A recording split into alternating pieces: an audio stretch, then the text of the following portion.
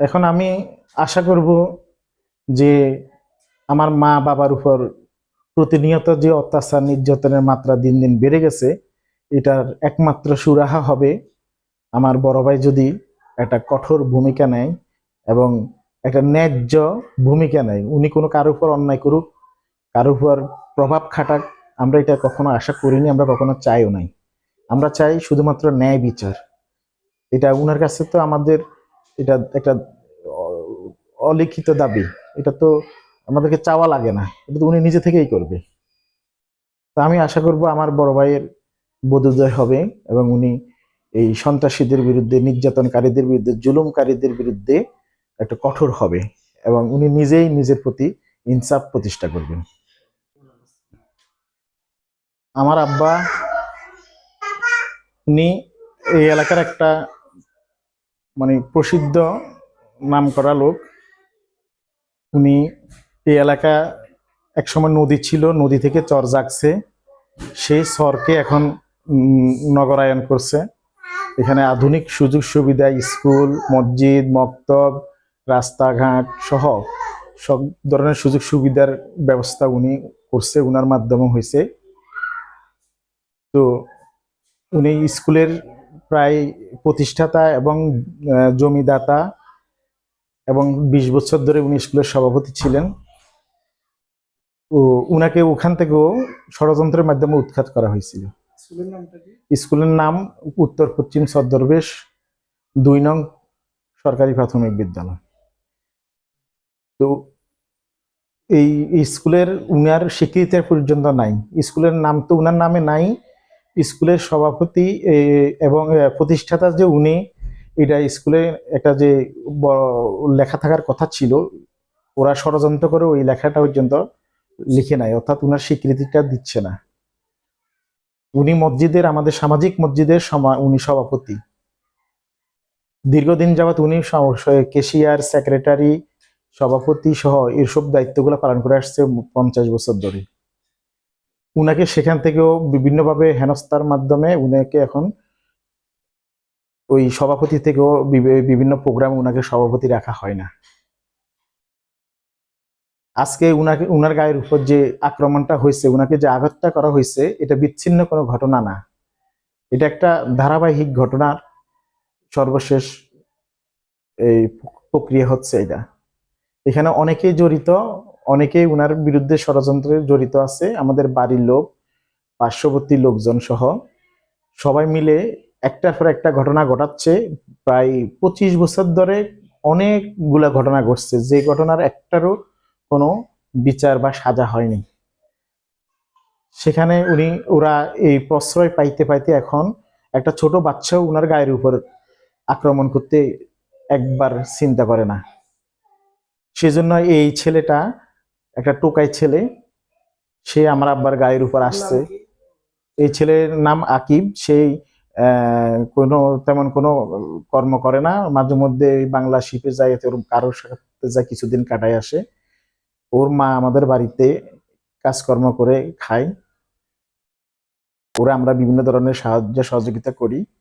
এখন সে কত বড় দুঃসাহস দেখালো আমার আব্বার গায়ের উপর আক্রমণ করা। মাথা, হাত, পা সব রক্তাক্ত করছে। হাতে যেমন শিলা দিতে হয়েছে, তেমনি প্রত্যেকটা জয়েন্ট উনার লুজ হয়ে গেছে। এই 80 বছরের বেশি যার বয়স, এরকম একটা বয়োবৃদ্ধ মানুষের গায়ে আক্রমণ করা, আর যে আঘাতটা হয়েছে, উনি এই আঘাত এখন আর সামলায় উঠতে পারবে কিনা সন্দেহ আছে।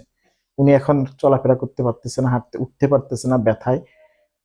আর এই বয়স্ক মানুষের যে বয়স্ক হাড়, এই হাড়গুলোতে আর জোড়া লাগবে না, জয়েন্ট গুলা সব লুজ হয়ে গেছে। মাথার ব্রেনে ঝাঁকি খাইছে, ওই ব্রেনে মাঝে মাঝে ব্যথা করে। উনি স্মৃতিশক্তি কথা আওয়াজ কমে গেছে উনার। তো এই একটার পর একটা ঘটনা উনার সাথে প্রতিদিন ঘটতেছে। উনি যে কাজই করতে যায় সেই কাজে বাধা পায়, কিন্তু ওই লোকগুলার বিরুদ্ধে কোনো ব্যবস্থা নেওয়া হয় নাই, যার কারণে ওরা দিন দিন আরো বেশি আক্রমণাত্মক আচরণ করতেছে। এখন এটার বিচার আমি কার কাছে বা চাইবো, কোথায় চাইবো? উনার ছেলে আমরা, আমরা সমাজে প্রতিষ্ঠিত, এখন আমরা যদি কারো কাছে বিচার চাইতে যাই, এটা লজ্জাজনক। আমার বড় ভাই ডিআইজি, পুলিশ কমিশনার। তো ডিআইজি এবং পুলিশ কমিশনার হিসেবে উনার বাবার উপর আক্রমণ করার পরে যদি উনি একটা পর একটা এদের বিরুদ্ধে ব্যবস্থা না নেয়, তো লোকজন তো ভালোই প্রশ্রয় পাচ্ছে, মনে করছে ডিআইজি তো আমাদের কখনো কিছু করে না, করতে পারে না, তো আমরা আরো যা খুশি তাই করতে পারবো। এখানে আমরা আসলে আমি কার কাছে বিচার দিব? আমি অসহায়। আমি আসলে এখানে বলার কিছু নাই, যেহেতু আমার নিজেরই ভাই ডিআইজি। তো এখন আমি তো থানায় যেতে পারি না, থানায় গেলে তো ওসি সাহেব জিজ্ঞেস করবে যে স্যার কেন ফোন করে নাই বা স্যার কেন ব্যবস্থা নেয় নাই, তাহলে এখানে তো আমি একটা প্রশ্নের সম্মুখীন হচ্ছি। এখন বাবা মা কেউই এই 20-25 বছর ধরে যে অত্যাচার সহ্য করে যাচ্ছে এগুলা, আর যেহেতু ডিএজির কাছে বা ওনার ছেলেদের কাছে বলে কোনো সমাধান পায় না বা উল্টো ওদের পক্ষ নেয়, তো এই জন্য ওনারা আর বলতে ইচ্ছুক না, ওনারা এখন বলেনও না। এখানে এইভাবে ওনারা মানে লোকজনের হাতে মার খেয়ে মারা যাবে। এখন এটাই হলো সর্বশেষ দেখার বিষয়।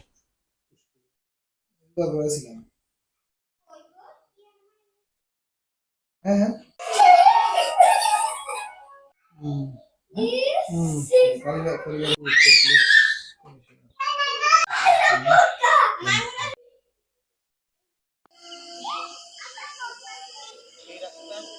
এগুলা আব্বার মুখে এটা শুনে যে উনারে কদিন আগে থেকে কয়েকটা ঘটনা উনাকে বাধাগ্রস্ত। রিলিজ পেল। নিজে দুজন আসলে নিজেরা দুজন আসলে হয় না।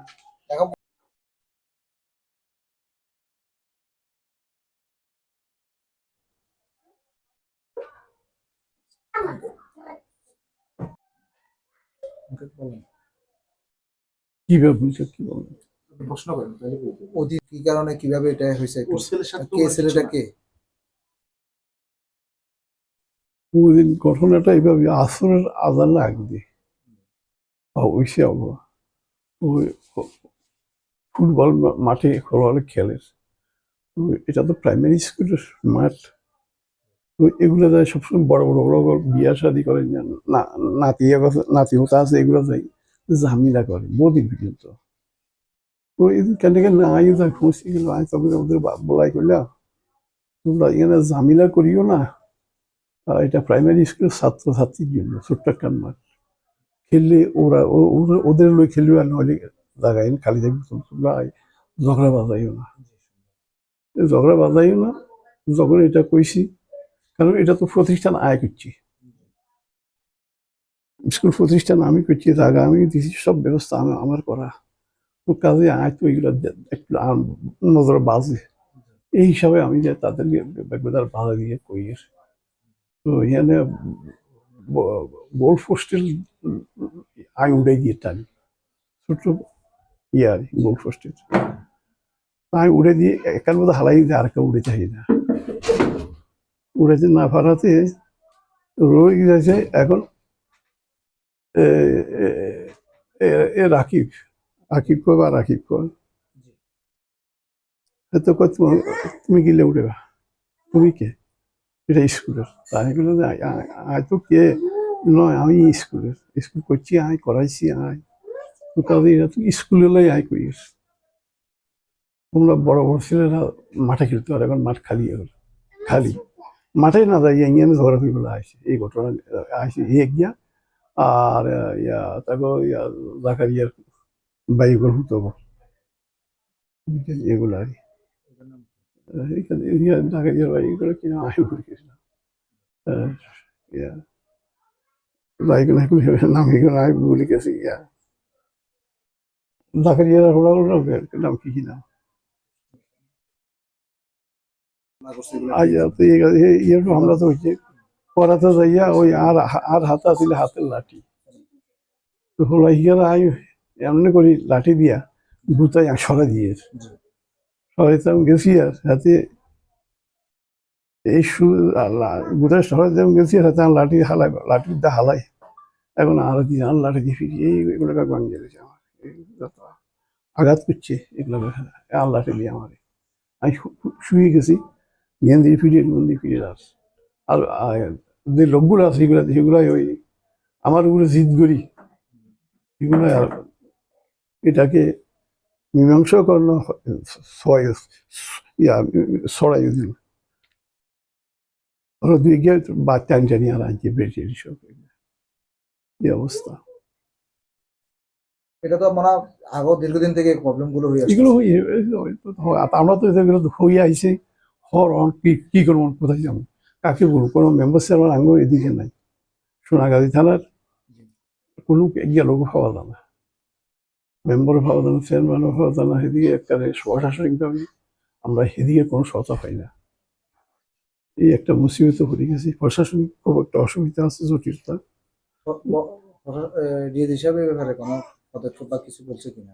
এই হিসাবে তো আমি টিউনির বলি দেখি আমি এইসব ঘটনাগুলো হয়তো টিউনি তো খালি করে দিয়ে দেখিয়ে এই আর কি দেখিয়ে এই অবস্থায় এই অবস্থায় রয়েছে এই আর কি।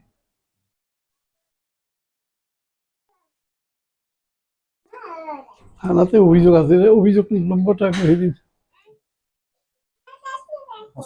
মোবাইল দিতে হসপিটালের রিলিজ কাগজটা দিয়ে। দুঃখ পাই আর কি, পুরো মানুষেরই দুঃখ পাই।